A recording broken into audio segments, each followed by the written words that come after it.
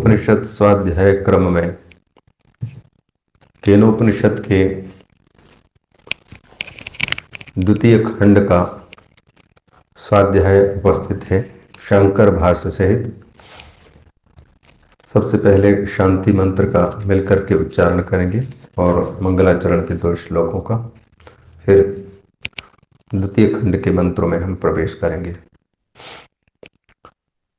ओम आप्यायन्तु ममांगानि वाक्प्राणश्चक्षुः श्रोत्रमथो बलमिन्द्रियाणि च सर्वाणि सर्वं ब्रह्मोपनिषदं माहं ब्रह्म निराकुर्याम् मा ब्रह्म निराकरोत् अनिराकरणमस्तु अनिराकरणं मेस्तु तदात्मनि निरतेय उपनिषत्सु धर्मास्ते मयि सन्तु। ओम शांति शांति शांति। ये नेरिताः प्रवर्तन्ते प्राणिनः स्वेषु कर्मसु तं वन्दे परमात्मानं स्वात्मानं सर्वदेहिनां यस्य पादांशु सम्भूतं विश्वं भाति चराचरम् पूर्णानंदं गुरुं वन्दे तं पूर्णानंद विग्रहम्।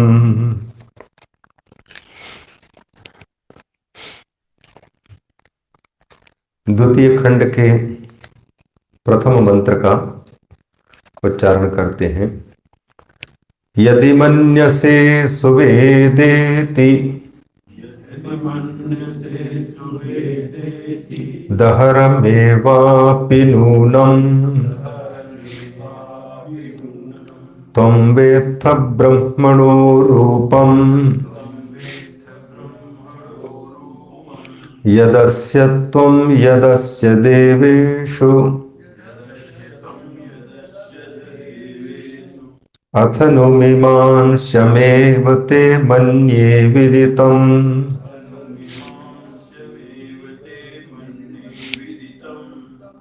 यदि मन्यसे सुवेद इति, यदि तुम मानते हो कि मैं अच्छी तरह से जानता हूं। दहर में वापि नूनम त्वं वेत्थ ब्रह्मणो रूपम, तो नूनम निश्चय ही तू ब्रह्म का थोड़ा सा ही रूप जानता है। ब्रह्मणो दहरम एव रूपम वेत्थ यदस्य त्वं यदस्य देवेषु, इसका जो रूप है जिसको तू जानता है, यदस्य त्वं वेत्थ, और इसका जो रूप देवों में प्रसिद्ध है, अधिदैवत रूप, इसका जो रूप देवताओं में, देवेषु अथनु मीमांसमेव, वह भी दहर ही है।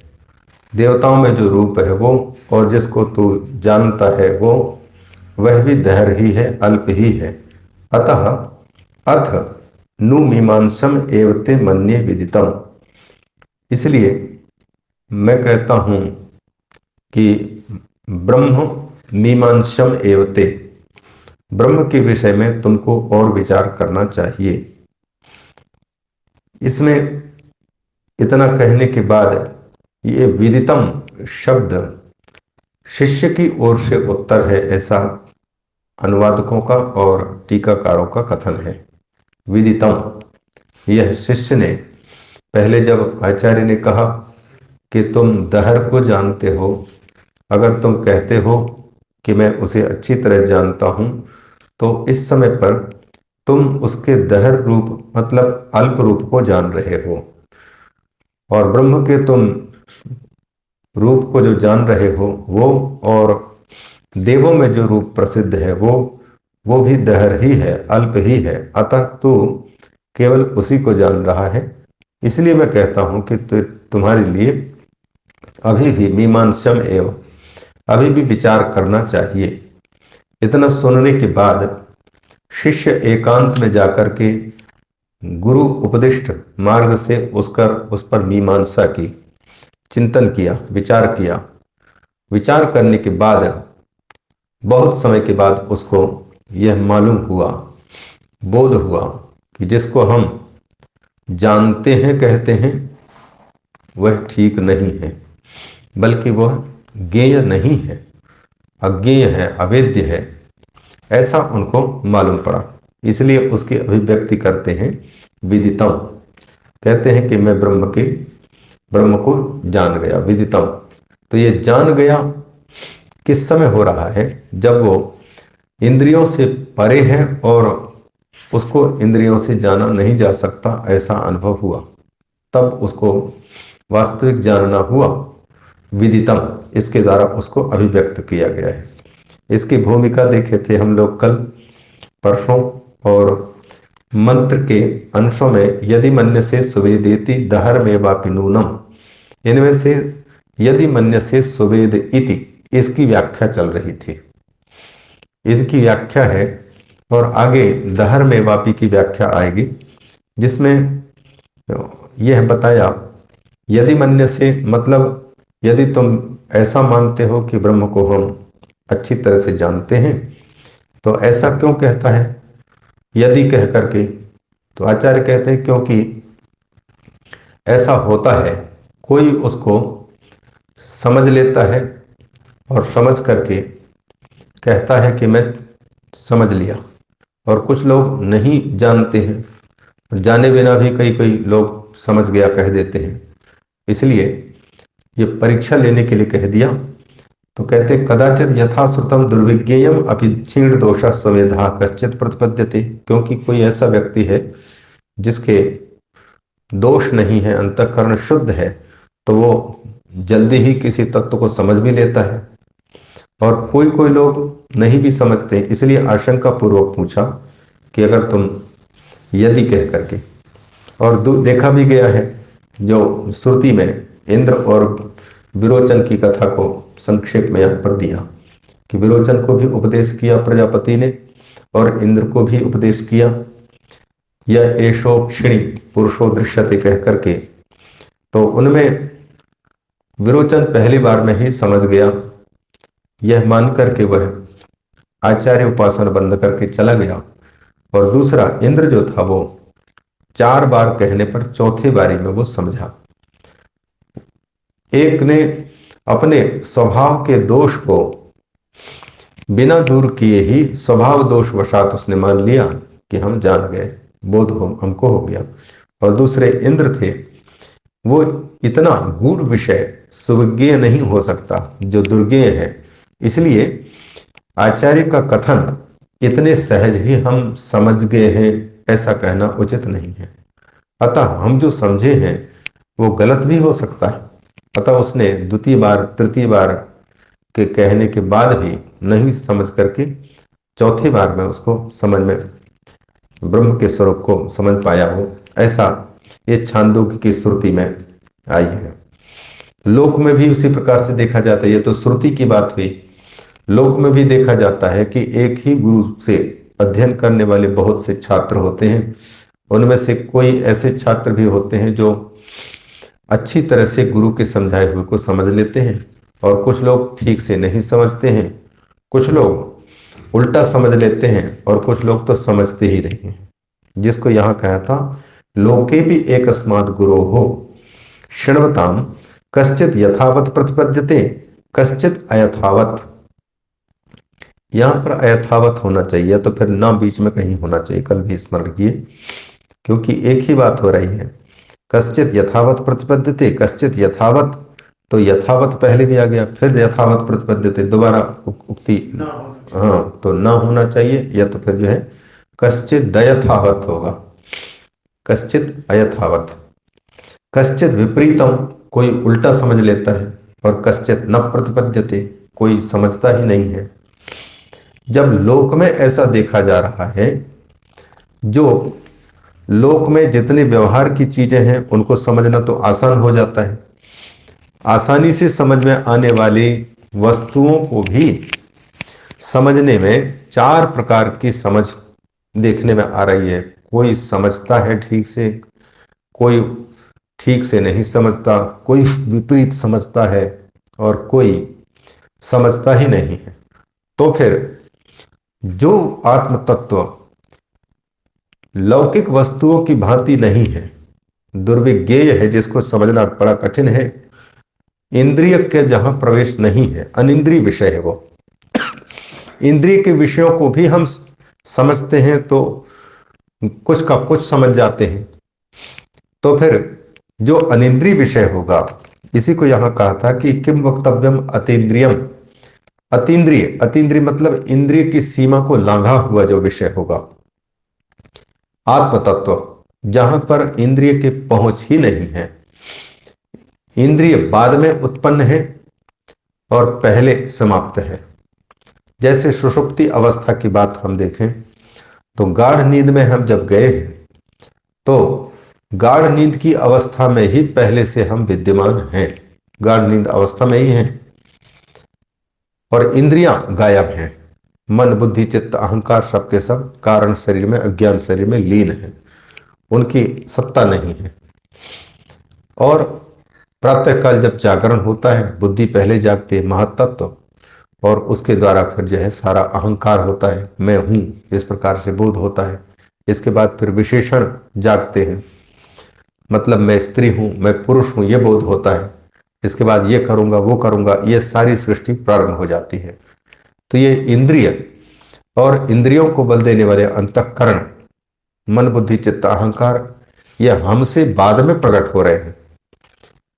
और रात्रि में शयन में जाते समय में भी हम तो ज्यों के त्यों हैं, ये पहले सो जा रहे हैं। तो ये बाद में स्फूर्त होने वाले और बाद पहले ही लीन होने वाले, वो हमारे स्वरूप को क्या जान पाएंगे।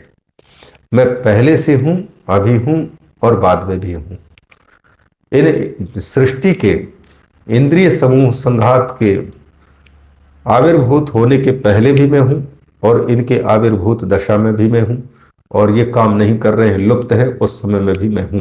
कामा में गया हुआ व्यक्ति जिंदा रहता है, उसकी इंद्रियां काम नहीं कर रही, तो इंद्रियों के कार्य न करने की अवस्था में भी जो आत्म तत्व विद्यमान है, उसको ये इंद्रियां क्या जान पाएंगी, जो लुप्त होने वाले, प्रकट होने वाले हैं। इसलिए उसको कहा जाता है अतीन्द्रिय। इंद्रिय का विषय नहीं है, न आंख उसको देख सकती है, न कान उसको सुन सकता है, न रसना इंद्रिय उसका स्वाद बता सकती है, न घ्राण इंद्रिय उसके गंध का बोध करा सकती है, और न ही त्वक इंद्रिय उसके स्पर्श का बोध करा सकती है। इन सबको कठोपनिषद में आचार्य यम ने सीधे कहा, क्यों नहीं देख पा रहे हैं, क्यों इन इंद्रियों की पहुंच नहीं है।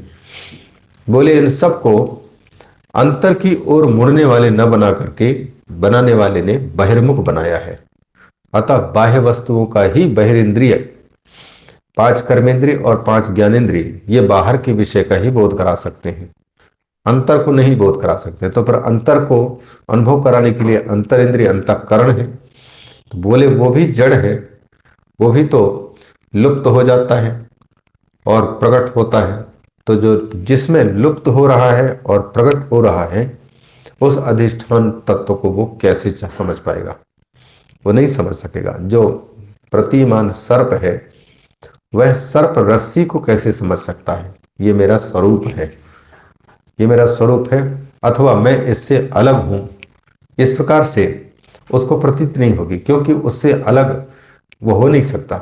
रस्सी के रहते ही सर्प की प्रतीति होगी, तो रस्सी में ही उसकी प्रतीति हो रही है और बीच में प्रकट है, और फिर लुप्त भी हो जाएगा वो सर्प। सर्प की जो भ्रांति है, ये प्रकट होने वाली और समाप्त होने वाली है, पर रस्सी और रस्सी की प्रतीति वो पहले से ही है। भ्रांति दशा के पहले भी है, भ्रांति दशा में भी है, और भ्रांति समाप्त होने के बाद भी रस्सी ज्यों के त्यों है। तो फिर रस्सी के स्वरूप को सर्प क्या बोध कर पाएगा। उसी प्रकार से ये इंद्रियां जितनी हैं, ये अभिव्यक्तियां हैं मेरी, और अभिव्यक्तियां ये मिथ्या अभिव्यक्तियां हैं, व्यावहारिक अभिव्यक्तियां हैं, इनकी स्वतंत्र रूप से अलग से सत्ता नहीं है। जैसे शुक्ति में जो रजत की प्रतीति हो रही है, वह रजत की स्वतंत्र सत्ता नहीं है, रजत प्रतीति की स्वतंत्र सत्ता नहीं है। रजत सत्ता की प्रतीति शुक्ति के कारण हो रही है, शुक्ति के कारण। तो शुक्ति के रहते ही उसकी प्रतीति, ये इंद्रियां भी उसके रहते ही ये काम कर रही हैं और उसके रहने पर भी ये काम नहीं कर रही हैं। तो ऐसी स्थिति में उस व्यापक को सर्वदा रहने वाले जो अनिंद्रिय आत्म तत्व है, उसके बारे में यदि इंद्रियां न समझ सके तो फिर इंद्रिय वाला व्यक्ति कैसे कह सकता है कि मैं उसको अच्छी तरह से समझता हूं, जब इंद्रिय के पहुंच ही नहीं है वो। अगर इंद्रिय का विषय होता तब कोई कह सकता था कि मैं इसको अच्छी तरह से देखा हूं, मैं उसको पहचानता हूं अच्छी तरह से। तो जितना भी हम जानते हैं जिसको कह रहे हैं, वो इंद्रिय विषय है और लौकिक है, प्राकृत है। जो प्राकृत नहीं है उस आत्म तत्व को और इंद्रिय की जो पहुंच से परे है उस आत्म तत्व को ये इंद्रिय बोध का विषय नहीं बना सकते। अतः वह कथन मिथ्या होता है कि हम उसको अच्छी तरह से जानते हैं। ऐसा कहा था, किम वक्तव्यम अतीन्द्रियम आत्मतत्वम। अत्र ही आगे कह रहे हैं, अब नैयायिकों के तार्किकों की बात छेड़ रहे हैं कि यहां पहले जो कहा था, लोक में देखा जाता है कि कोई अच्छी तरह से समझ लेता है, ठीक समझता है, कोई अयथावत प्रतिपद्यते और कोई विपरीतम प्रतिपद्यते और कश्चित न प्रतिपद्यते। चार प्रकार के कोटि दिखाए, चार कोटियां हैं बोध के। एक तो समझने वाला, एक अन्यथा समझने वाला, एक जो है नहीं समझने वाला, एक अयथावत और ये जो दूसरा है विपरीत, लगभग एक जैसे ही है। पर अयथावत में और विपरीत समझ में अंतर यही है, अयथावत समझता है ऐसा जब कहेंगे तो इसका यह तात्पर्य नहीं निकलता है कि वो उल्टा समझता है। हाँ, स्पेसिफिक करना पड़ेगा। हाँ, वो समझता है, वो मतलब अयथावत समझता है, जैसा समझना चाहिए वैसा नहीं समझता है बस। और जो विपरीत जो समझता है वो उसी में, जैसे एक स्थिति है, रस्सी को देखा तो एक को तो लगा कि यह रस्सी है तो उसने यथावत समझ लिया, और एक ने उसको प्रतीति ही नहीं हुई ये रस्सी है या सर्प है, प्रतीति है, वो अयथावत। और एक को विपरीत समझ में आई, रस्सी के रूप में न समझ में आकर के सर्प के रूप में समझ रहे, हाँ विपर्य। और एक तो बिल्कुल उसको रस्सी ही नहीं दिखाई दे रही, तो उसको जो है समझ में आने की बात दूर रहेगी फिर। तो कश्चित यथावत प्रतिपद्यते, कश्चित अयथावत प्रतिपद्यते, कश्चित विपरीतम प्रतिपद्यते, कश्चित न प्रतिपद्यते। जब ये लोक के विषय में ऐसी स्थिति है जिसको हम समझ सकते हैं, उस समझ की वस्तु के विषय में ये स्थिति है, तो फिर जो आत्म तत्व जहां पर कि हमारे समझ की पहुंच ही नहीं है उसके विषय में तो कहना ही क्या। तस्मात् किम वक्तव्यम अतीन्द्रियम आत्म तत्व, उसके विषय में तो फिर कहना ही क्या। अतः उसके बारे में कोई कहे कि हाँ मैं अच्छी तरह से जानता हूं, यह कथन उसका झूठा होता है, उसका कथन ही मिथ्या हो जा रहा है, कहते हैं यही। तो वहां दृष्टांत दे रहे हैं। अब ये प्रतिपन्न, अयथावत प्रतिपन्न, विपरीत प्रतिपन्न और अप्रतिपन्न, जो अर्जुन को कहा था ना भगवान ने, अर्जुन बहुत शास्त्रों की बात कर रहा है, वो कहता है कि हमको नरक में जाना पड़ेगा, सगे संबंधियों को मार करके कितने खून बहाएंगे, और हम व्यक्तिगत सुख के लिए कितना गलत काम करने जा रहे हैं, ये जो है सरासर गलत है। तो बिल्कुल ज्ञानियों की भाषा बोल रहे, तो भगवान को कहना पड़ा कि जब तुम्हारी जो विपरीत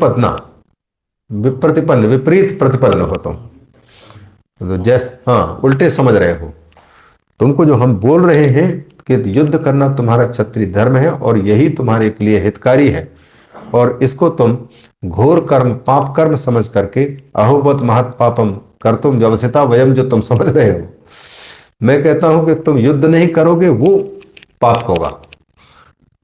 तो वो मतलब सामयिक कर्तव्य को नहीं समझ पा रहे, तो वो विप्रतिपन्न इसलिए, विरुद्ध प्रतिपत्ति उसको इसलिए हो रही है क्योंकि उन्होंने पाप पुण्य की बातें कई मुखों से कई प्रकार से सुनी है कि ऐसा करने से पाप लगता है, हिंसा करने से पाप लगता है, हिंसा नहीं करना चाहिए। ठीक है, मां हिंसात सर्वभूतानि श्रुति कहती है, उसको हमने सुन लिया, किसी भूत की हिंसा नहीं करना, किसी प्राणी की हिंसा नहीं करनी चाहिए। लेकिन इस स्थिति में हम देखें तो सही कि क्या हम हिंसा किए बिना जी पा रहे हैं? अन्न है, उसमें भी तो विराजमान है, तो अन्न की हिंसा ही कर रहे हैं हम, उसकी हिंसा करके ही जीव से जीवनम ही हो रहा है, जीव ही जीव का जीवन है। तो जो हिंसा किए बिना तो जीना ही मुश्किल है। तब ऐसी स्थिति में शास्त्र, वही शास्त्र जो कह रहा है कि किसी भूत की किसी प्राणी की हिंसा मत करो, वही कहता है कि वैद्य की हिंसा हिंसा न भवति, जिसके बिना तुम्हारा जीवन नहीं चल रहा है तो उसकी हिंसा करना अनिवार्य होगा, लेकिन उसके लिए सीमा बनानी पड़ेगी कि कहाँ हिंसा होगी और कहाँ हिंसा नहीं कहलाएगी, कहाँ पाप लगेगा कहाँ पाप नहीं लगेगा। तो उसकी बारीकियों में श्रुतियां कहती हैं कि जो जीव स्वयं चर नहीं हो, एक स्थान से दूसरे स्थान पर चल ना सके, वो जो है चलने वालों का वो भक्ष्य हो सकता है। हाँ, उसकी जो है हिंसा को हिंसा नहीं माना जाएगा। ये श्रीमद् भागवत के शायद पंक्तियां कहाँ की हैं, 6वें में है शायद, जहां चंद्रमा ने वृक्षों को मारने के लिए प्रचेता, वो क्या हुआ, राजा प्राचीन बरही, 10 प्रचेता नाम के उनके पुत्र थे, एक ही समान एक ही रूप, अतः सभी के एक ही नाम दिया था 10। जब बड़े हुए तब उनको पिता ने आदेश दिया कि जैसे मैं सृष्टि कार्य में सृष्टिकर्ता के आदेश का पालन करने में लगा हूं, उसी प्रकार से तुमको संतान परंपरा को आगे बढ़ाने के लिए सृष्टि कर्म में उस मूल जो एको हम बहुत श्याम कह करके अनेक हो रहा है, उसके संकल्प को तुमको आगे बढ़ाना है।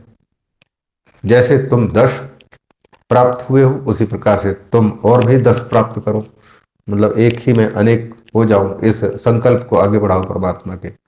लेकिन बढ़ाने के लिए मनमाने ढंग से निषिद्ध है, और शास्त्रीय रीति से बहुत होने की बात जहां भी वर्णन आता है, तो वैवाहिक जीवन में प्रवेश करने के पहले दोनों की व्यवस्था है, आराधना तपस्या, तन और मन को शुद्ध करने के लिए।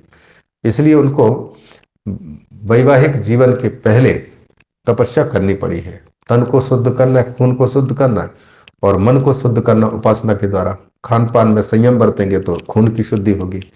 इसके बाद फिर वैवाहिक जीवन में प्रवेश करना है, और इसके बाद फिर पुनः पुत्र प्राप्ति के लिए, ये तो पत्नी या पति प्राप्ति के लिए आराधना, पति अथवा पत्नी जब प्राप्त हो जाए पुनः संयम कुछ दिनों तक के लिए है।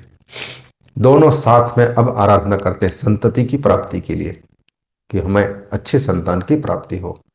इसके बाद फिर वो शास्त्रीय संतान की प्राप्ति होती जो माता पिता के अनुकूल चलने वाली हो और उनकी इच्छा का अनुगमन करते हो। मूल में हम लोगों ने कहीं गड़बड़ की है तो हमारी संततियां भी उसी प्रकार से वो विपरीत होती जा रही।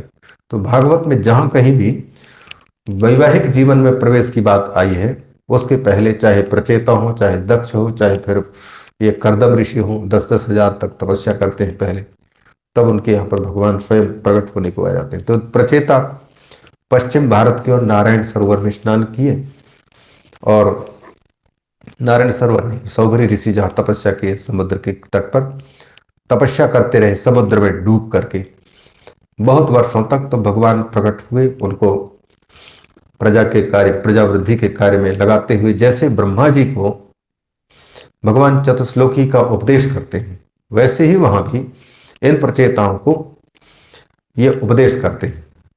तो इन 10 प्रचेताओं को उपदेश करने के बाद भगवान ने उनको कहा कि ये वारक्षी नाम की एक कन्या है। वृक्षों ने पालन पोषण किया था उसका, जैसे शकुंतों ने, पक्षियों ने पालन पोषण किया था, इस कारण से शकुंत के द्वारा पालित कन्या को शकुंतला कहा। उसी प्रकार वृक्षों के द्वारा पोषित, वृक्षों ने फल फूल कंद आदि उदार दिल से बाहर प्रकट किया, उसको खा खा करके बेचारी जीवित हुई थी, तो उसको मारीशा नाम भी है। और वारक्षी कन्या, वो उसको इसलिए इंद्र ने भेजा था क्योंकि देखते इंद्र को एक कंडू ऋषि तपस्या कर रहे थे, तो इंद्र को तो हमेशा भय रहता है कि कोई बड़ा अगर शुद्ध विशुद्ध चित्त का हो गया, हमसे बढ़ गया, तो फिर हमारी गद्दी को खतरा, तो हमेशा उसको रोकने की कोशिश करते हैं। हम लोगों के पास में भी यही स्थिति है। हम जब भी कोई उत्थान की बात सोचते हैं तो कोई ना कोई विक्षेप, कोई ना कोई रुकावट आने लग जाती है। ये इंद्रियां जो देव कहलाती हैं, ये इंद्रियां अपने चाह की वस्तुओं में फंसाए रखना चाहती हैं। ये देव है, देव, ये ऊंच निवास नीच करतोती, देख न साही पराई विभूति। और आत्मा को जो है इंद्र कहा गया है, क्योंकि ये इंद्रियां उसी इंद्र को जानने के लिए हैं, ऐसा भगवान पाणिनि का कहना है।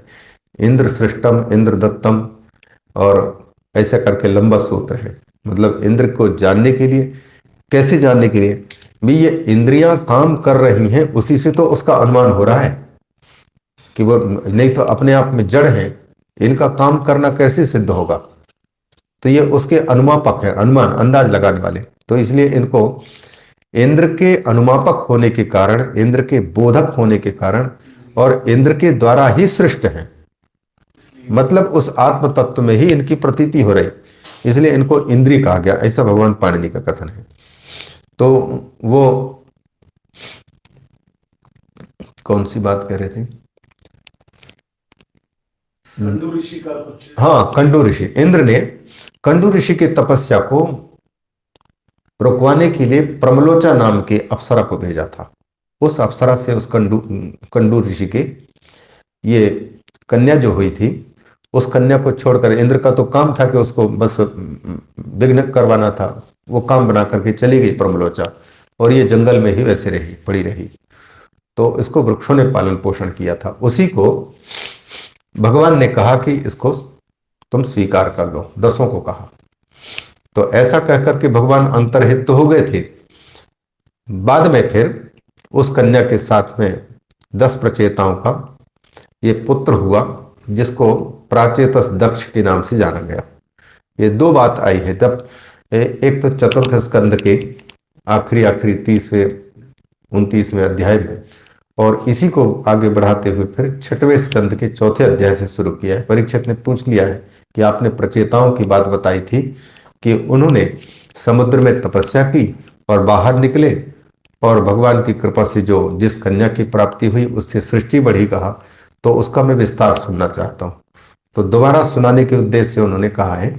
तो समुद्र में जब तपस्या करके बाहर निकले 10 प्रचेता, तो जाते समय तो रास्ता का पता था, घने वृक्ष नहीं थे, तो रास्ता आराम से जाने का। लेकिन तपस्या करके जब बाहर निकले तो उनको पता ही नहीं लगा कि हम किस रास्ते से आए थे। वृक्ष इतने घने हो गए थे कि 10 प्रचेताओं को पता नहीं लग पा रहा था कि हमारा रास्ता कौन सा है। बहुत परेशान हो गए। तब गुस्से में आकर के उन्होंने आग उगलना, नाक से जो है श्वास निकलते थे, उस श्वास से गर्म श्वास छोड़ना और उससे सारे वृक्षों को जलाना, ताकि रास्ता तैयार हो, हमको कहाँ से आए मिल जाए। तो ऐसे समय पर वनस्पतियों के जो राजा है इंद्र, वो चंद्रमा, वो आकर के जो बात कही है, इसमें अच्छी बात है। ये प्रकृति में अचर और चर, जो हिंसा की बात है उसको नहीं भूलिएगा। उसमें कहते हैं आकर के, ये चंद्रमा कहता है कि मां द्रुमेभ्यो महाभागा दीनेभ्यो द्रोग्धुम अर्हत। इन वृक्षों के द्रोह करना तुम्हारे लिए उचित नहीं है। क्यों? कि तुम लोग प्रजाओं के पति हो, प्रजापति हो। प्रजापति हो माने प्रजा को जो है पालन पोषण करते हो, और प्रजा को आगे बढ़ाने के लिए तुमको तुम्हारे पिता ने नियुक्त किया है, और प्रजापति के तुम संतान हो। तो तुम्हारा काम प्रजा को पालना है, पोषण करना है, बढ़ाना है, ना कि समाप्त करना। तो ये सारे जो है, क्योंकि मनुष्य का तो सब जीवों के लिए जिम्मेदारी है, पेड़ पौधे सबका पालन पोषण करना, सबकी रक्षा करना, वनस्पति का भी नाश नहीं होने देना, उनके लिए लगाए तो प्रजापति हैं। इसलिए तुम लोगों को यह करना उचित नहीं है। कहते हैं कि देखो बड़े आश्चर्य की बात है, प्रजापति हो, प्रजापति पतिर भगवान हरिरव्यय वनस्पतिन औषधीश्च ससर्जोर्विषम विभु। जिस परमात्मा ने वनस्पतियों की रक्षा की है, उनकी सृष्टि की है, तो वो सोच समझ करके ही तो सृष्टि की होगी हमारे जीवन की रक्षा के लिए। और तुम अपने जीवन को बचाना चाहते हो और इनको खत्म करके बचाना चाहते हो, ये कैसे होगा? इसलिए तुम्हारा कर्तव्य है इनकी रक्षा करना। उस प्रसंग में कहते हैं जब हिंसा कर रहे हैं, अन्नम चराणाम अचराह, जो अचर है, एक स्थान से दूसरे स्थान पर नहीं जा पा रहे हैं, पेड़ पौधे और वनस्पति जो हम लोग बीज बोते हैं खेत में, वो अन्न, गेहूं, धान, उड़द आदि, वो एक स्थान से दूसरे स्थान पर स्वयं नहीं चल पाती, उनमें जीव है, एक स्थान से दूसरे स्थान पर जाते नहीं हैं। अब यदि हम कहें कि इनकी हिंसा होगी, यदि हम इनको खाएंगे तो फिर हमारा जीवन ही नहीं चल पाएगा। ऐसी स्थिति में हिंसा किए बगैर जब जीवन दूभर हो रहा है, तब उस स्थिति में हिंसा को हिंसा नहीं माना गया, लेकिन अचर की हिंसा को हिंसा नहीं माना गया। चलते फिरते मुर्गा और ये जो है बकरी है, मछली है, इसको खाना, इसको मारना हिंसा है, लेकिन अन्न की हिंसा हिंसा नहीं। इसलिए उसको कह दिया, वेद ने जिसकी हिंसा का निर्धारण किया है उसकी हिंसा करने से पाप नहीं होगा। तो ये निर्णय है। अन्नम चराणाम अचरा अपदः पादचारिणाम, जिनके पैर नहीं हैं वो पैर वालों के ये भोजन कहलाते हैं। तो ये उन लोगों के लिए भी है जो शाकाहारी नहीं है। शाकाहारी नहीं है, जैसे सिंह है, जंगल के जानवर हैं जो मांस से ही अपना जीवन चलाते हैं, उनके लिए मांस वर्जित नहीं है। और हम लोगों के लिए विकल्प है, मनुष्य के लिए मांस खाए बगैर भी हमारा जीवन हो सकता है। पहले कोई जमाने जब मांस नहीं, ये क्या नाम, अन्न आदि का पता नहीं था, तब उस समय पर पाषाण युग के लोग एक दूसरे के जीव को जीते जीते कोई खा जाते थे। लेकिन तभी उसी समय पर यह मछली है, मुर्गा है, बकरी है, ये दुनिया भर की चीजों को खा करके जीवन किया और आदत बन गई जीव की। तो अब देवी की पूजा के बहाने खा रहे हैं, भैंस चढ़ा करके, बकरी चढ़ा करके। अब कौन देवी है ऐसा जो मांस खाने को तैयार हो? भागवत में तो जड़ भरत को जब कत्ल करने के लिए गए तो चंडिका ही कुपित होकर के, प्रकट होकर के मारने वाले को, कत्ल करने वाले को ही समाप्त कर दी और खेलने लग गई। तो इन सब बातों से पता लगता है ये जो कत्ल करना है जीव हिंसा है। कोई बलि जो देते हैं, नर बलि, पशु बलि, ये केवल जीव के चटोरे लोगों के द्वारा फैलाई हुई बात है। नहीं तो परमात्मा कभी किसी, जिसने प्रकट किया है, यद्यपि उसको कोई पाप पुण्य तो नहीं लगेगा, वो कुछ भी करे उसको चल सकता है, लेकिन हम लोगों को वह अधिकार नहीं है। और दूसरी बात, हिंसा करके, मान लो बकरा हमने बलि चढ़ाया, मुर्गे की बलि दी, भैंसा की बलि दी, बलि दे करके हमने चाहे पुत्र की प्राप्ति की हो, चाहे धन की प्राप्ति की हो, चाहे किसी बीमारी को दूर किया हो, पर यह सच है बलि चढ़ाने वाला सुखी कभी नहीं हो सकता। क्योंकि साक्षात हम समझ सकते हैं तर्क से, कोई भी जीव मरना नहीं चाहेगा, शरीर को छोड़ना नहीं चाहता, चाहे कितने भी परेशान हो चुका हो, तो वो जीना चाहता है। और उसके विपरीत हम अत्याचार कर रहे हैं, उसकी इच्छा के विपरीत करना ही पाप है। इसलिए जो लोग आप देखेंगे, जो तांत्रिक लोग विशेष होते हैं, जो बलि आदि करने वाले, जो वामाचार पद्धति वाले होते हैं, उनके घरों में कुछ ना कुछ विपरीत देखने में आती है। बेटा या तो फिर जो है कोई, ये हमारे एक गांव देहात में देखा, एक माता की पूजा करने वाले, चंडी की पूजा करने वाले, वो सब झाड़ फूंक करने वाले होते हैं और विचित्र ढंग के पाँव में खड़ाऊं जो कांटे वाले उसमें पहन करके चढ़ते थे, कहीं करते थे। बलि आदि भी समर्पित करते थे। वो उनके घर में एक ऐसा बेटा पैदा हुआ देखा, बचपन से ही वो कपड़े अगर उसको पहनाते तो फाड़ करके किनारे कर देता, नंगा ही रहा है और गूंगा, समझता था और आवाज भी करता था लेकिन बोल नहीं पाता था। पूरा का पूरा जीवन उसका इसी प्रकार से बीता। तो इसका तात्पर्य हमको लगा और भी कई जगह देखने में आता है, जो भी बलि समर्पित करके दूसरे जीव को कत्ल करके अपने जीवन को सुखी करने की कोशिश किए हैं, उनका जीवन सुखी नहीं हुआ है, परेशानियों से वो घिरे ही रहे हैं। एक सात्विक व्यक्ति भी परेशानियों से घिरा रहता है, तो फिर वो कत्ल करके दूसरे की जिंदगी लेकर के जीने वाला वो सुखी कैसे हो सकता है? हम जो बीज बोते हैं वही फल हमको मिलता है। तो यहाँ हिंसा के बारे में इन्होंने ये बातें जो कही हैं कि कौन कहाँ हिंसा, अहस्ता हस्त युक्ता नाम, जिनके हाथ पांव नहीं है वे भोजन है हाथ वालों के, ऐसा ऐसा कर करके किया है। तो यहाँ वृक्षों के लिए कहा हिंसा, तो कहाँ हिंसा है और कहाँ अहिंसा है। राष्ट्र की रक्षा यदि किसी की हिंसा किए बगैर नहीं हो सकती तो वहां पर उसकी हिंसा करके राष्ट्र की रक्षा करना धर्म हो जाता है। धर्म की रक्षा हिंसा किए बिना नहीं हो सकती तो फिर वहां हिंसा करना, कत्ल करना ही धर्म कहलाता है। इस रहस्य को भगवान समझते हैं। अर्जुन वो छोटे दायरे में आकर के व्यक्तिगत रूप से सोच रहा है, वो राष्ट्र उसको नहीं दिखाई दे रहा है कि जिन लोगों ने इससे पहले द्रौपदी आदि के साड़ी खींच करके अमर्यादित कदम उठाया है, बच्चों का कत्ल किया है, अना और अनीति अन्याय पूर्वक जब अपने सगे भाइयों की ही उचित दाय भाग को न दे करके कब्जा किया है, तो दूसरे लोग किस खेत की मूली, वो तो सब पर अत्याचार करेंगे। तो ऐसे अन्यायी अत्याचारी दूसरे की संपत्ति को कब्जा करके दूसरों को दुखी करने वालों को, उनको समाप्त किए बिना अच्छा राष्ट्र निर्मित नहीं किया जा सकता। ये भगवान को दिखाई दे रहा है और अर्जुन को अपना व्यक्तिगत परिवार दिखाई दे रहा है। इसलिए वो कहते हैं कि तुमने सुना तो जरूर है लेकिन समझ उल्टी हुई है। विप्रतिपन्ना बुद्धि, वहां क्या है ये क्या है पंक्तियों, विप्रतिपन्ना यदा स्थास्यति निश्चला तदा योगम अवाप्स्यसि कह करके आते हैं।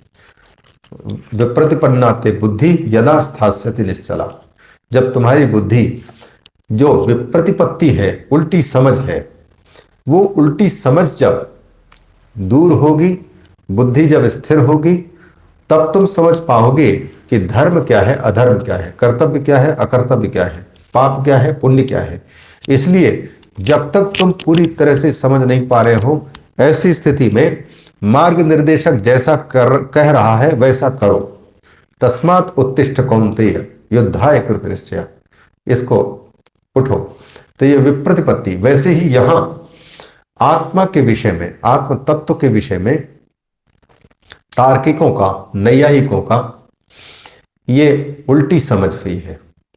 न्याय दर्शन में और वेदांत दर्शन में इतना ही अंतर आता है। वेदांत दर्शन कहता है वो ज्ञान स्वरूप है और न्याय दर्शन, तार्किक लोग कहते हैं वो ज्ञान का आश्रय है, ज्ञान का अधिकरण है। मतलब जिसमें ज्ञान रहता है वो आत्म तत्व है।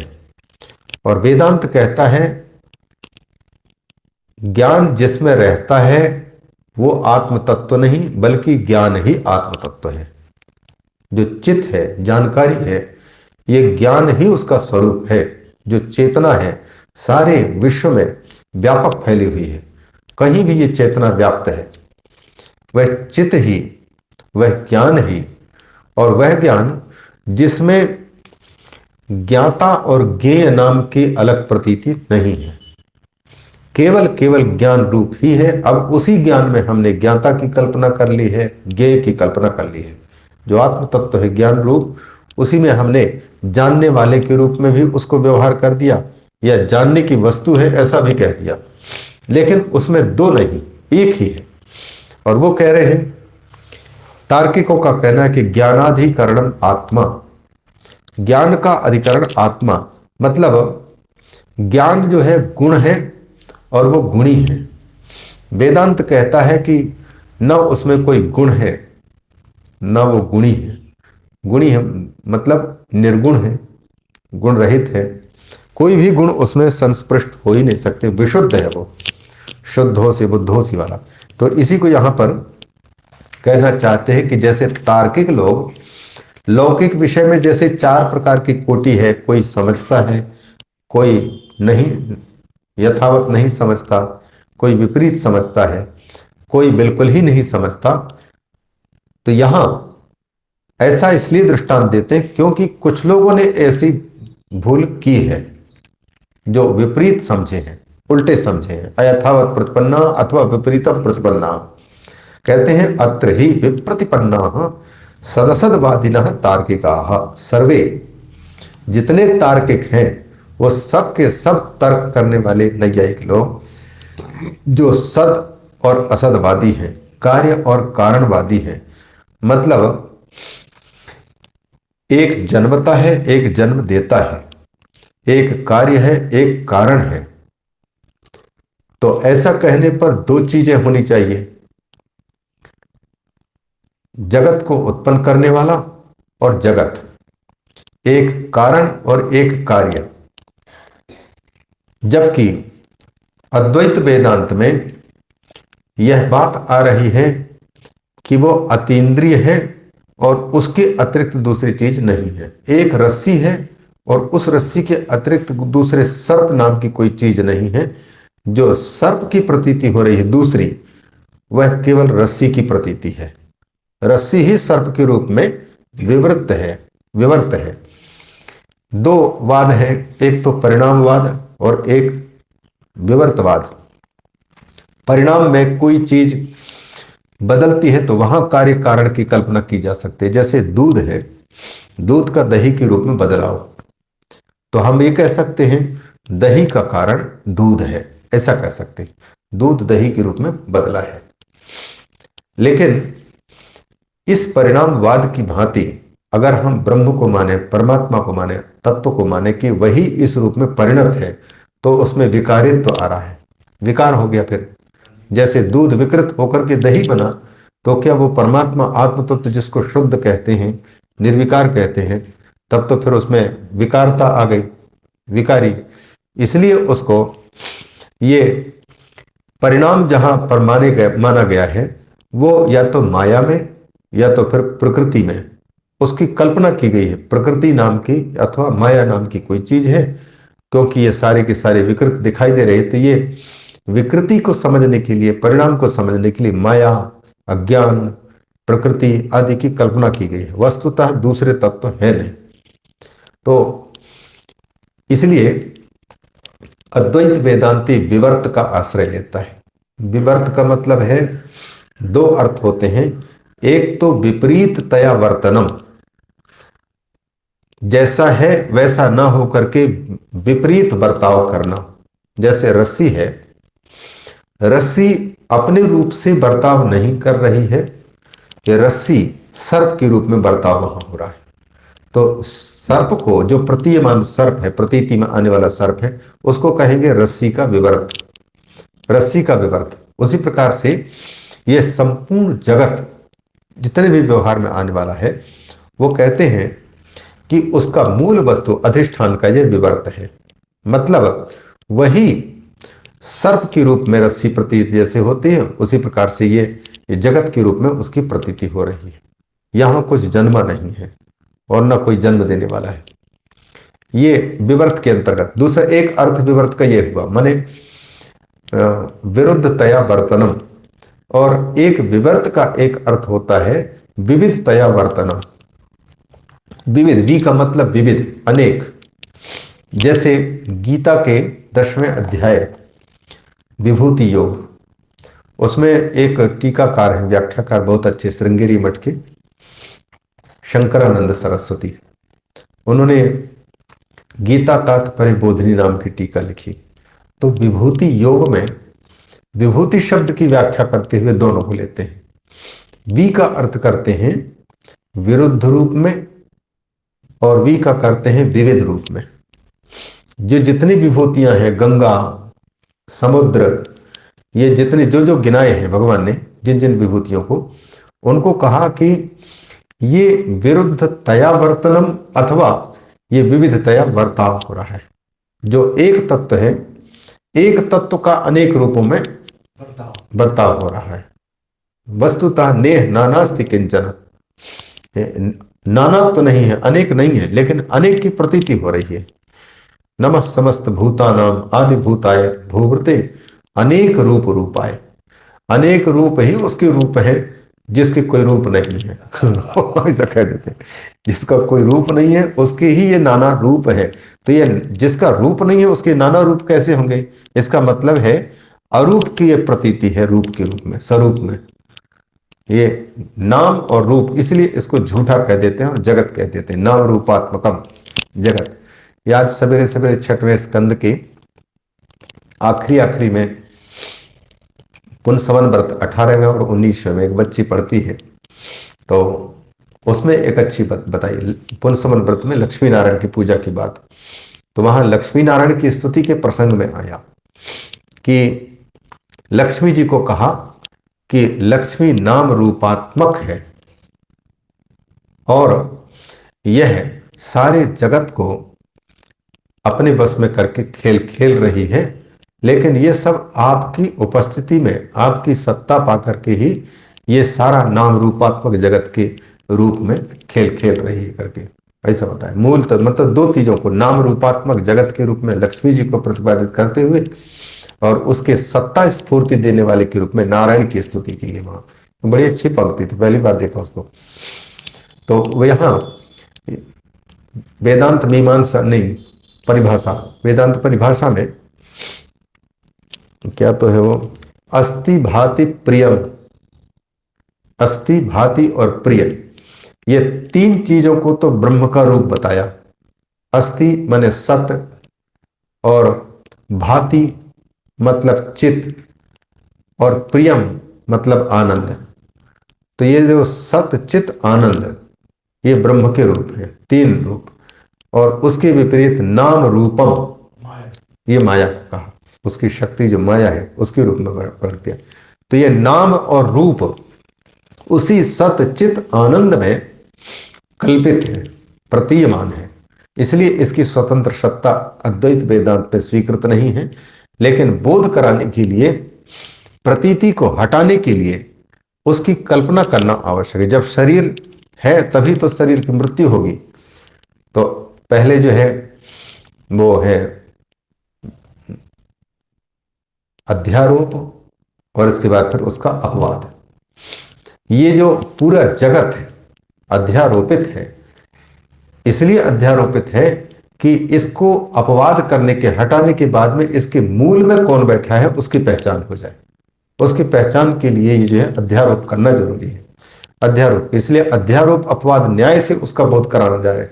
जो एक वस्तु है, एक वस्तु को बोध कराने के लिए कोई साधन नहीं बन पा रहा है, इसलिए वह झूठ मूठ के अध्यारोप को, जगत की सृष्टि कैसे हुई, किस प्रकार से उत्पन्न हो रहा है और कैसे टिका हुआ है, और अंत में कौन किस में विलीन होते होते फिर वह सत्ता उसकी समाप्त हो जाती है। तो लास्ट में ये निषेध शेषा जयता दशेषा, स्वयं अकेले रह जाता है। यह अध्यारोप और अपवाद की रीति से उस मूल वस्तु को बोध करा देते, नहीं तो कोई रास्ता नहीं। तो सारा का सारा ये तार्किकों का कथन है कि वह आधार है, अधिकरण है, और वेदांती कहता है अधिकरण या आधार नहीं है, वो अधिष्ठान है। अधिष्ठान और अधिकरण में अंतर इतना ही है, हम अधिकरण या आधार को देख सकते हैं, इशारा कर सकते हैं, लेकिन अधिष्ठान को देख पाना, इंद्रियों का विषय बना पाना मुश्किल है। ये पूरा का पूरा आकाश को हम ये पूरे के पूरे इंद्रिय का विषय नहीं बना सकते, उसमें कल्पित ये सारा का सारा चित्र कल्पित है। जैसे आकाश में बादलें उठी, हवा उठी और धुआं उठा, ये सारे के सारे इस खुले विशाल में थोड़ी देर के लिए उठे और इसके बाद फिर लुप्त होकर कि वो कहाँ चले गए कोई पता ही नहीं लग रहा है। जो बादल उठा वो बादल दिखा कुछ समय तक के लिए और इसके बाद फिर लुप्त हुआ तो आकाश में ही लुप्त हुआ, तो आकाश में ही उसकी अभिव्यक्ति है, आकाश में ही उसका रहना हो रहा है और आकाश में ही उसका विलय हो रहा है। तो फिर जिससे उत्पन्न है, जिसमें प्रतीत हो रहा है और जिसमें विलय को प्राप्त हो रहा है, वो अधिष्ठान स्वरूप मूल वस्तु ही सत्य है, और बाकी प्रतीयमान जो बादल आदि है वो सारे के सारे उसको झूठ कह दिया। वो नाम रूपात्मक है, आकृति उसकी दिखी और रूप दिखा, और आकृति मतलब रूप दिखाई दिया और उसका नाम, तो नाम और रूप इसको इसलिए झूठ कह देते हैं, जगत का रूप कह देते हैं, क्योंकि इसकी प्रतीति हो तो रही है पर विचार दृष्टि से ये जगत नाम की कोई चीज है नहीं। जब जगत नहीं है, माया भी नहीं है, जीव भी नहीं है, ये केवल केवल प्रतीतियां हैं। और इन प्रतीतियों को दूर करने, क्योंकि प्रतीति में आ रही हैं, इसलिए ये जो प्रतीति है वही सर्प की प्रतीति है। उस सर्प की प्रतीति को ही दूर करने के लिए वेदांत का प्रयास है कि एक मूल तत्व तक पहुंच जाए तो वो अपने आप में मस्त हो जाए, तो डिपेंडेंट सुख उसका नहीं होगा, वो जो है अपने अधीन उसका सुख स्वयं सुख स्वरूप सच्चित रूप आनंद रूप है। तो सच्चित आनंद रूप ही तुम हो, इसका बोध कराना है। तो यहाँ तार्किकों को जो विप्रतिपत्ति हुई है, उल्टी समझ हुई है, उसको दिखाना चाहते हैं कि कहते हैं कि अत्र ही विप्रतिपन्ना, हाँ के विप्रतिपन्ना माने उल्टी समझे कौन, बोले तार्किका।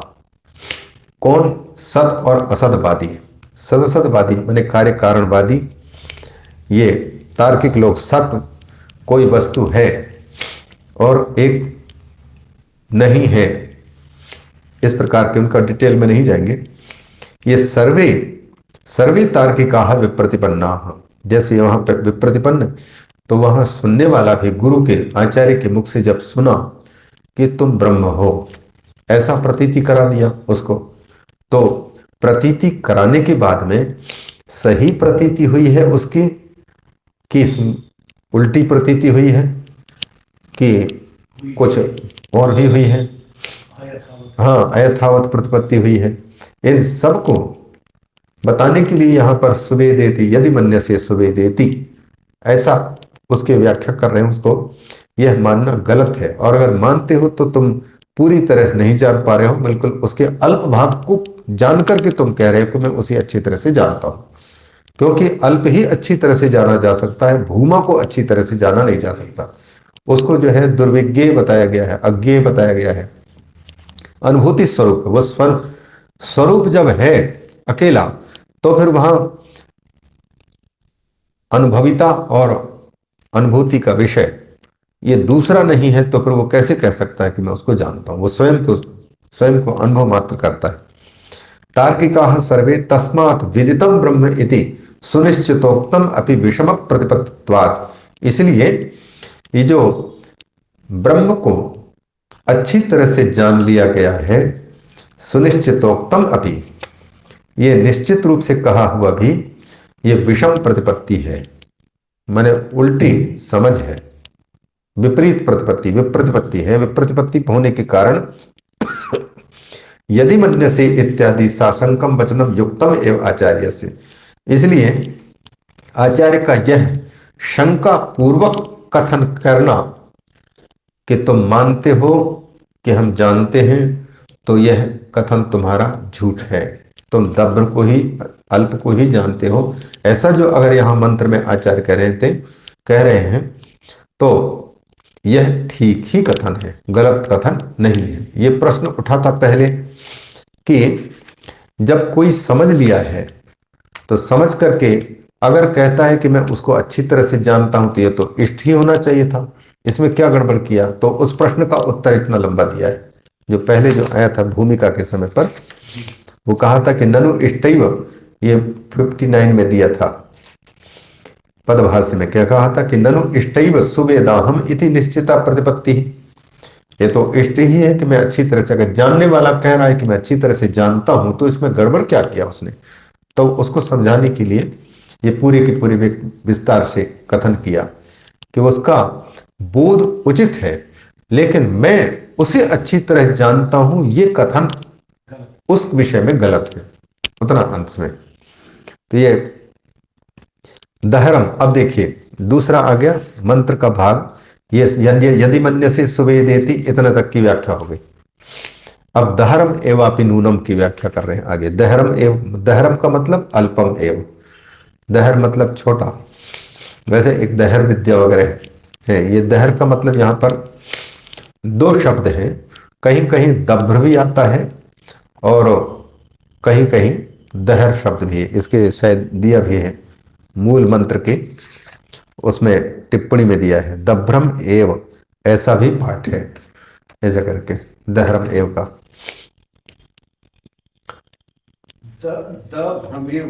दभ्रम, हाँ दभ्रमेव, हाँ दभ्रम हाँ, जैसे वहां दहरम एव है तो दहरम एव की जगह में किसी किसी प्रति में दभ्रम एव ऐसा भी पाठ है।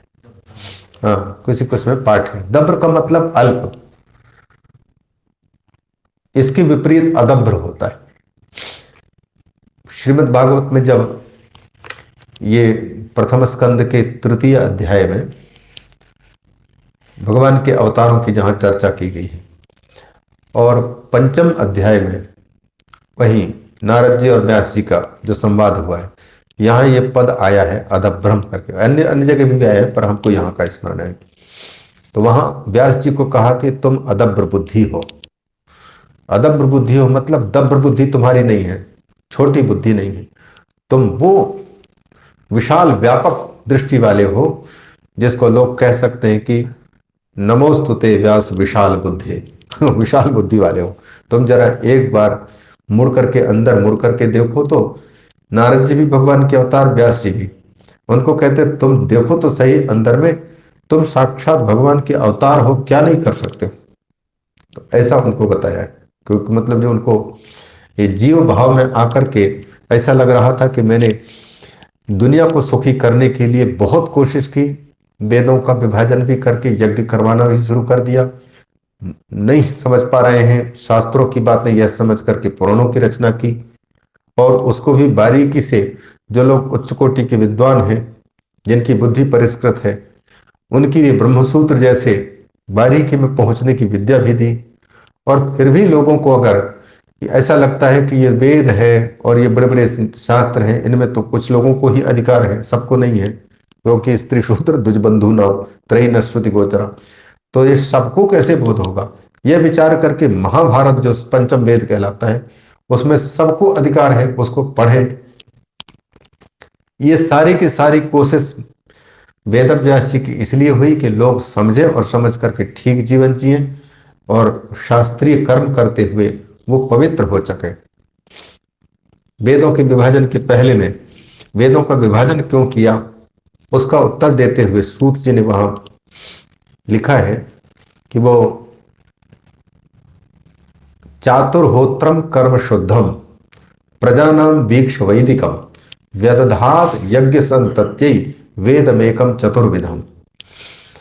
एक ही वेद था पहले, एकम एव वेदम, एक वेद को उन्होंने चतुर्धा विभजत, चार भागों में बांटा। तो वेद में, एक ही वेद में नाना प्रकार के मंत्र, अलग अलग कर्मों के जो चातुर्होत्र, चतुर्होता मतलब ऋग्वेद के मंत्रों को जानने वाला,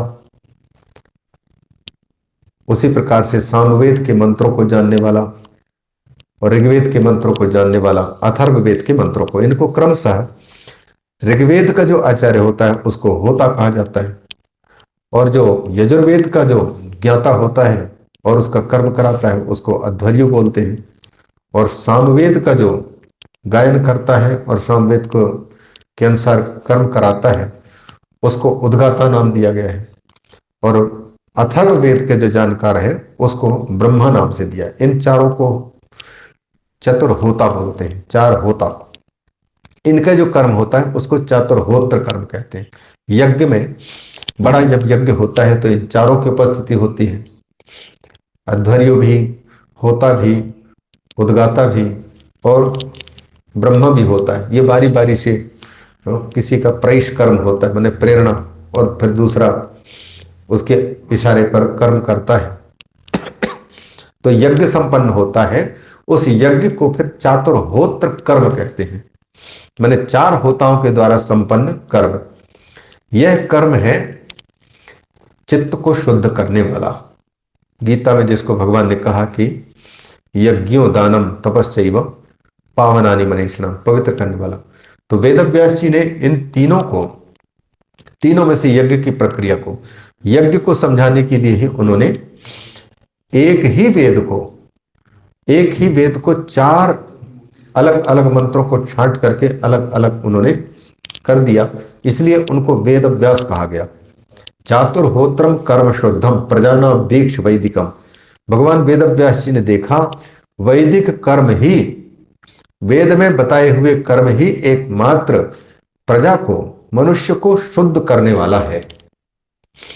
और जब तक शुद्धि नहीं होगी तब तक इसको उस सुख की अनुभूति नहीं होगी जिस सुख को यह खोज रहा है। सुख स्वरूप यह स्वयं है। तो यज्ञ दान तप आदि जितने भी कर्म हैं, इन सारे कर्मों को इसलिए किया गया, आदेश दिया गया कि इनसे पहले चित्त का शोधन हो। 18वें में जो भगवान ने संन्यास की वर्णन करते और त्याग के बारे में करते समय किसका त्याग होना और किसका संन्यास होना चाहिए, उस बारे में वर्णन किया है कि यज्ञ दान और तप। कुछ लोग कहते हैं कि कर्म मात्र क्योंकि दोष से युक्त है, उसमें कुछ ना कुछ जो है मिलावट है, अशुद्धियां हैं, इसलिए कर्म नहीं करने चाहिए। एक पक्ष ये दिया। और फिर भगवान ने एक पक्ष यह भी दिया। कुछ लोग कहते हैं कि नहीं, सभी कर्म त्याग नहीं सकते हो, सबका संन्यास नहीं हो सकता, त्याग नहीं हो सकता, तो फिर किनका त्याग नहीं होना चाहिए? तो कहा जो शुद्ध करने वाले हैं, यज्ञ दान और तप, ये तो शुद्धि करने वाले हैं, इनका ही अगर परित्याग कर देंगे तो फिर हमारी शुद्धि कैसे होगी? और शुद्धि नहीं होगी तो फिर हम जिस मोक्ष की प्राप्ति करना चाहते हैं, मोक्ष सुख के अनुभव करना चाहते हैं, वो अनुभव में नहीं आ पाएगा। इसलिए इन तीनों को ये शुद्ध करने वाले कर्म के रूप में। तो इनमें पहला जो यज्ञ है, यज्ञ को लोगों के द्वारा करवाने के उद्देश्य से मंत्रों को छांट छांट करके उन्होंने अलग अलग किया। ऋग्वेद, यजुर्वेद, सामवेद, अथर्ववेद, ऐसा नाम दिया गया। इसी को यहां कहते हैं कि चातुर्होत्रम कर्म शुद्धम प्रजानाम वीक्ष वैदिकम व्यदधात यज्ञ संतत्यै। यज्ञ का विस्तार करने के लिए एक ही वेद को उन्होंने 4 वेदों के रूप में विभाजित किया। तो इतना पवित्र काम कर रहे हैं कि ताकि लोग शुद्ध हो जाएं और शुद्ध होकर के असली सुख को वो महसूस कर सकें। हम दुखी इसलिए हो रहे हैं क्योंकि हमारे में मलिनता अभी गई नहीं है। कितना हम सुन रहे हैं, पढ़ रहे हैं, साधना भी कर रहे हैं, लेकिन फिर भी रह करके किसी वस्तु के प्रति हमारा मोह जाता नहीं है, लड़ाई झगड़े जाते नहीं है, फिर दुख होना जाता नहीं है। अहम जो के तो तगड़ा बैठा पड़ा हुआ है। विचित्र स्थिति है, ये जबरदस्त पड़ा हुआ है।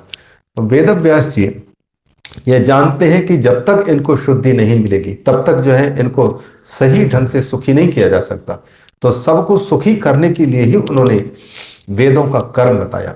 तो वेदों का, लेकिन वेद 4 भाग में होने के बाद में किसी तरह से उनकी शिष्य परंपरा चली। फिर ऋग्वेद की, यजुर्वेद की, सामवेद, अथर्ववेद की पढ़ने वाले शाखा नष्ट प्रशाखा कितने हो गए। लेकिन जो लोग पढ़ रहे हैं, धारण कर रहे हैं, उनमें फिर भी आचरणगत शुद्धि की कमी के कारण उन मंत्रों को पढ़ते हुए भी जो पवित्रता उनको मिलनी चाहिए और सुनने वाले को मिलनी चाहिए, वो पवित्रता नहीं मिल रही। इसलिए लोगों ने एक पंक्ति कही है, आचारहीनम न पुनन्ति वेदाः। आज हमारा चाहे कितना भी ज्ञान हो जाए, ज्ञान ये जो वेद शास्त्रों को चाहे कितने भी सिर में धारण कर ले, लेकिन तब तक वो पवित्रता नहीं दे सकता वो ज्ञान, जब तक कि हम उसके अनुसार चलने की कभी प्रवृत्ति नहीं बना पा रहे हैं, जीवन में नहीं उतार पा रहे। इसलिए एक तो वेदों को धारण करना बड़ा कठिन, और वेदों को धारण कर भी लिया तो उसको पवित्रता की प्राप्ति नहीं हो रही। अब उसी के द्वारा यज्ञ संपन्न करा रहे हैं तो वहां यज्ञ स्थान की भी शुद्धि कभी कई बार नहीं रहती, और जिस समय पर जिस यज्ञ का संपादन करना चाहिए वो काल शुद्धि नहीं होती। फिर किस यजमान के द्वारा इस यज्ञ का अनुष्ठान उचित होगा, इसका विचार कम होता है। किस समय करना चाहिए, किस प्रकार से करना चाहिए, वो सारी की सारी शिक्षा, वो जो कल्प है, कल्प सूत्र होते हैं, उनके अनुसार नहीं हो पा रहा है। तो वो यज्ञ तो होते थे, वेद व्यास जी ने देखा इन यज्ञों का कोई असर ही नहीं पड़ रहा है, तो उन्होंने सोचा कि हो सकता है कि ये समझ नहीं पा रहे हैं, तो फिर पुराणों को रचना की। तो पुराणों को स्मृति कहा जाता है, और महाभारत और रामायण को जो है इतिहास ग्रंथ कहते हैं। तो श्रुति स्मृति पुराणानाम आलयम करुणालयम में आता, उनको किया, फिर भी उनको संतुष्टि नहीं हो रही थी। इसके बाद फिर नारद जी का वहां आगमन होता है। तो इसलिए नारद जी ने पूछा कि आपने तो ब्रह्म तत्व का बहुत अच्छी तरह से विचार किया है, आपने श्रुतियों का भी विभाजन किया है, महाभारत की भी रचना के बहाने आपने धर्म अर्थ काम मोक्ष की प्राप्ति का पूरा सहज सरल साधन उपलब्ध करा दिया है। जो दुनिया को सुखी करने के लिए जो व्यक्ति इतना कोशिश कर रहा हो, वो स्वयं व्यक्ति अशांत बैठा हुआ है, स्वयं असंतुष्ट है। वेदव्यास जी कहते हैं कि बिल्कुल सही कह रहे हैं आप, मैं समझ नहीं पा रहा हूं मेरी गलती कहां हो रही। तब उस समय उन्होंने बताया, मैंने भागवत की रचना का हेतु बताना था। बोले कि देखिए, चाहे आप कितने भी उपाय बताते जाएंगे, लेकिन जब तक जिनको सुखी करना चाहते हैं उनके चित्त को वो मूल वस्तु के प्रति अगर नहीं घुमाएंगे आप, अथवा उस मूल वस्तु परमात्मा को उनके चित्त में रमाएंगे नहीं आप, तब तक जो है उनको सुख की प्रतीति नहीं होगी। नहीं होगे तो आप भी सुख का अनुभव नहीं कर पाएंगे। दूसरों को सुखी करके आप प्रसन्न हो सकते हैं, ब्याज आपको मिलेगा, वो तो सुखी होंगे होंगे। अपना उदाहरण देकर के बताया कि मैं पहले 3-3 जन्मों की कथा सुना करके कहा कि मैं बिल्कुल शूद्र बालक था, कहाँ आप और कहाँ मैं उस स्थिति से उठ करके ये वीणा जो मिली है, इस वीणा से मैं उसका गुणगान करता हूँ, और लोग संगीत सुनने के बहाने आते हैं। जब उनका सुनने में ध्यान रहता है तो फिर उनके गुणों को, उनके स्वरूप को वर्णन कर करके उनके चित्त में बिठाता जाता हूँ। लोग उस पर आकर्षित होकर के उसको सुनते जाते हैं, उनको फिर जो है वैसे जीवन जीने की प्रेरणा प्राप्त होती है और वो सुखी होने लग जाते हैं। तो उनके सुखी होने से मुझे भी सुख की प्रतीति होती है, ये मेरा अनुभव करके उनको बताया। तो वहां ये दभ्र शब्द और अदभ्र शब्द की बात है। 33 अध्याय में भी अदभ्र बुद्धि, और वेदव्यासी को कहा अदभ्र, मैंने आपकी बुद्धि विशाल है, विशाल है, आप छोटे नहीं हैं। तो यहाँ दहर शब्द और दभ्र शब्द ये दोनों अल्प के वाचक हैं, छोटे के वाचक हैं। तो जिसको हम जान रहे हैं, जो जानकारी में आने वाली वस्तु है, वो हमारे, क्योंकि इन साधनों के द्वारा जानकारी में आने वाली चीज है। तो ये जो साधन है, आंख नाक कान बुद्धि आदि, ये सीमित है। सीमित में सीमित कैसे कर सकते हैं, इसलिए इनके अंदर में जो आ रहे हैं जानकारी में वस्तु, उसको तो आप कह सकते हैं कि मैं इसको अच्छी तरह से सुवेदेति कह सकते हैं। लेकिन जो इनका आधार है और इनसे व्यापक है, विभु है, भूमा है, उसको ये कैसे पकड़ सकते हैं, तब उसके बारे में आप कैसे कह सकते हैं कि मैं उसको अच्छी तरह से जानता हूं। तो ये कथन ही तुम्हारा व्यर्थ हो रहा है। ये इसको जो है दहरम एवापि नूनम कहते हैं। हाँ, दहरम एव, एक पंक्ति पूरा करने हो गया। दहरम एव अल्पम एव नूनम तम वेत्थ, वेत्थ मतलब जानी से। क्या अल्पम, बोले ब्रह्मणो रूपम, ब्रह्म के तुम अपर रूप को, अपर ब्रह्म पर ब्रह्म होता है, तो पर ब्रह्म रूप को तो कोई समझ नहीं पा सकता। उसके लिए पहले कह चुके हैं कि वहां न मन की पहुंच है, न किसी इंद्र की पहुंच है। यन मनसा न मनुते ये ना हर मनोमतम तदेव ब्रह्मत्वम विद्धि नेदम यदिदम उपासते। मतलब ये नेति नेति की पद्धति से वहां तक पहुंचने का, जो भी जानकारी में आ रहे हो उसको ये ब्रह्म नहीं है, ये ब्रह्म नहीं है, ये ब्रह्म नहीं है, इस प्रकार से निषेध करते जाएंगे। तो अंततोगत्वा जिसका निषेध कर पाना संभव नहीं है, वो सच्चित आनंद घन रूप वो परमात्मा का है। वो उसकी बताने की रीति ही यही है, सीधी सीधी विधि से कथन कर पाना मुश्किल होता है। तो जानी से ब्रह्मणो रूपम, ये आगे फिर प्रश्न उठाएंगे कि क्या ये ब्रह्म के अल्प रूप को जानते हैं आप ऐसा जो आप कह रहे हैं, तो क्या ब्रह्म पचासों हैं, अनेकों ब्रह्म हैं, जिनके जो है मतलब हम एक छोटे ब्रह्म को जानते हैं और बड़े ब्रह्म को नहीं जानते हैं? ऐसा प्रश्न उठाएंगे तो उसका जो है समाधान आगे प्रस्तुत करेंगे। ये पंक्तियां जो है, अब आचार्य की जो है बहुत डेप्थ में वो पकड़ है, और कहाँ से लाते हैं एक सूत्र में कितनी बड़ी बातें हैं। इसलिए इनको ये आनंदगिरी टीका और दूसरे अच्छे अच्छे उच्च कोटि की टीकाएं हैं, उनसे कुछ कुछ अंश में समझ में आता है। उसमें भी कोई स्वामी रामानंद जी महाराज जी जैसे या स्वामी अखंडानंद जी महाराज जैसे अगर वो बताते हैं तो इसको बिल्कुल चटनी बना करके सरल ढंग से करके रख देते हैं, नहीं तो ये इधर उधर घूमता रहता है, वो मालूम ही नहीं पड़ पाता क्या कहना चाहते हैं। भाई इतना ही रखते हैं आज के जी। हरि ओम पूर्णमदः पूर्णमिदं पूर्णात् पूर्णमुदच्यते पूर्णस्य पूर्णमादाय पूर्णमेवावशिष्यते। ओम शांति शांति शांति।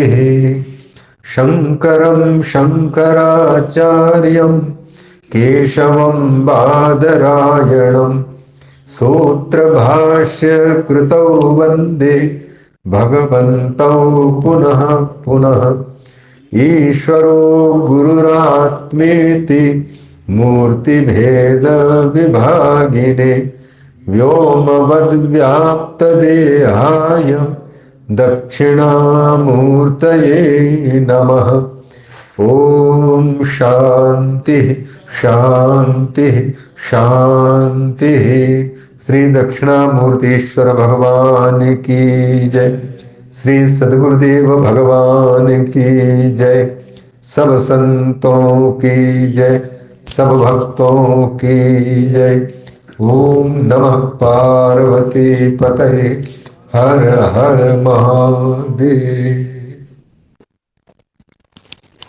जी हमारा